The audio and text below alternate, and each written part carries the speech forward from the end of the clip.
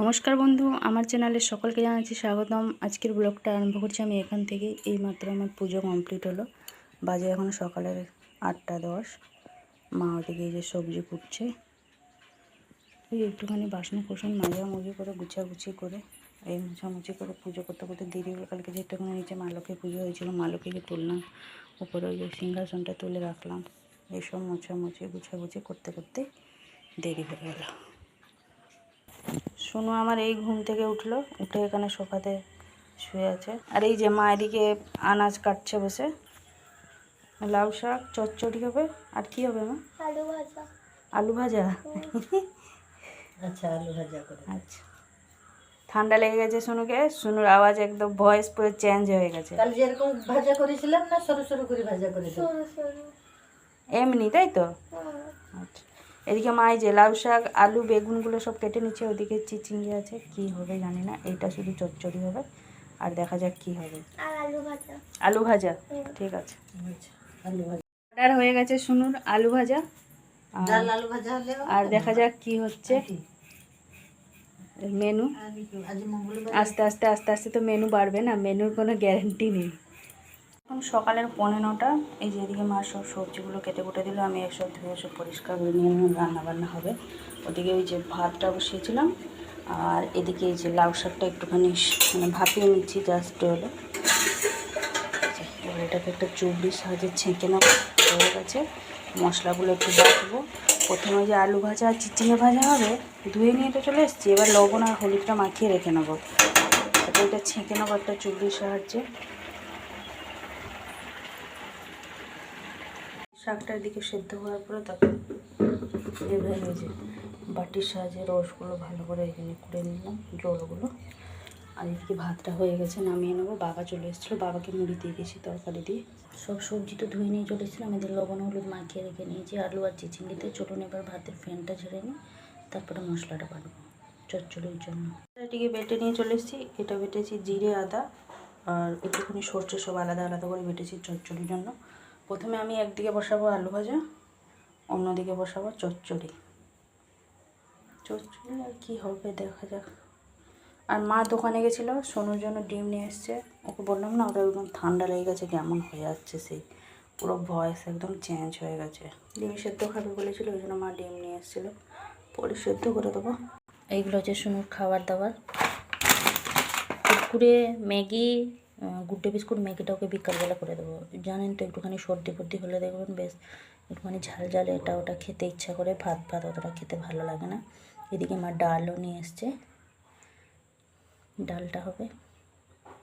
কি রান্না করবো আগে সেটাই ভাবছি।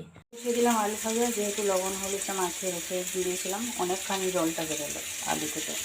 এদিকে যে ডালটা বসিয়ে দিয়েছি, লবণ হলুদ দিয়ে দিয়েছি। এবার আলুটাকে ঢাকা দিয়ে দেবো।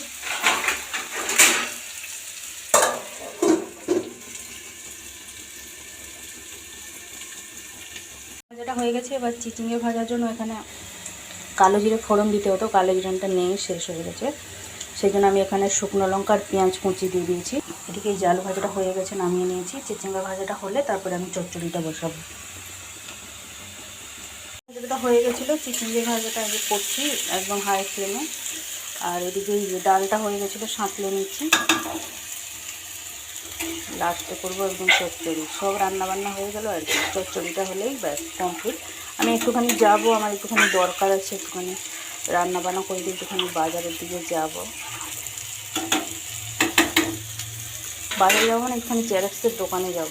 শুনুর একটা কি আজকে বাকি আছে, ওগুলো সব জেরক্স করে এনে দিতে হবে তাকে। সেই জন্য তাড়াহুড়ো করে রান্নাবান্না করছি। রান্নাবান্না কমপ্লিট, সাথে মাঝামাঝি ধোয়া মোছামুছি সবই করে নিলাম। বাজে এখন 10টা, মানে 10:30 বাজে।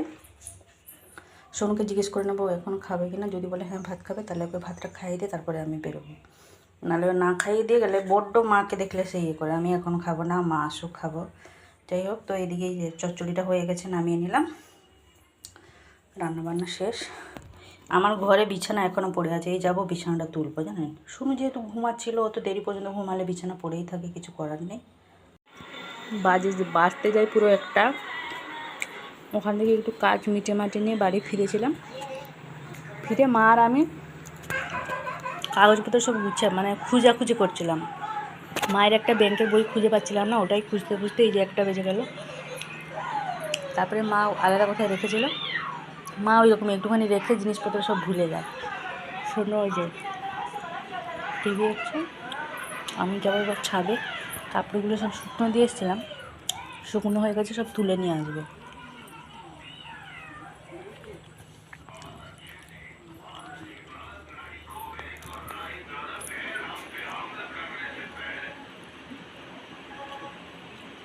আমার শোনো আঙুল খাচ্ছে বসে বসে। আমার জন্য কী নিয়ে আসবে, আমার জন্য কী নিয়ে আসবে আমাকে বলছিল। তারপরে আমি বললাম কি না, আমার জন্য একটা আইসক্রিম নিয়ে আসবে। আমি যে তোকে ঠান্ডা লাগছে, তো আবার আইসক্রিম খাবি? বলছে তাহলে আমার জন্য একটা মিল্কি বার নিয়ে আসবে। মিল্কি বারই নিয়ে এসেছিলাম, খেয়ে ওই যে টিভি দেখছে। বেজে গেছে এখন দুপুরে 3টে। খাওয়া দাওয়া কমপ্লিট, বাসন কোসনে মাঝামাঝি সব হয়ে গেছে।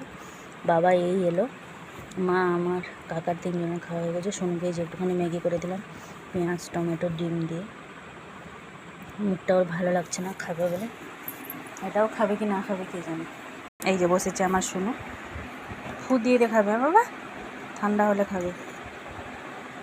মুখটা একদম শুকনো হয়ে গেছে, হ্যাঁ মুখটা একদম পুরো কালো মতন দেখা যাচ্ছে। সন্ধ্যের 6টা, আমার এদিকে এই যে সন্ধ্যে দেওয়া কমপ্লিট হয়ে গেছে। শুনো এখানে কি দেখছে, কার্টুনের নামটা কি রে? টিন টাইটেন্স কম। একটুখানি আগে লাগিয়েছিল, লাগাতে লাগাতে লেগেছে ঠাকুমার ঝুলি। একটা গল্প বাকি ছিল, দেখলো। মা ওই লাখ টাকার লক্ষ্মী লাভ দেখবে বলছে, মাকে দেখতে দেয়নি, এই যে নিয়ে নিয়েছে। তো আজকে আর ভিডিওটা বেশি বড় করছি না, আজকে আমার ব্লগটা এই পর্যন্তই। আবার দেখা হচ্ছে আপনাদের সাথে আগামীকাল আরেকটি নতুন ব্লগ নিয়ে। সবাই ভালো থাকবেন, সুস্থ থাকবেন। ভিডিওটি ভালো লাগলে লাইক দেবেন।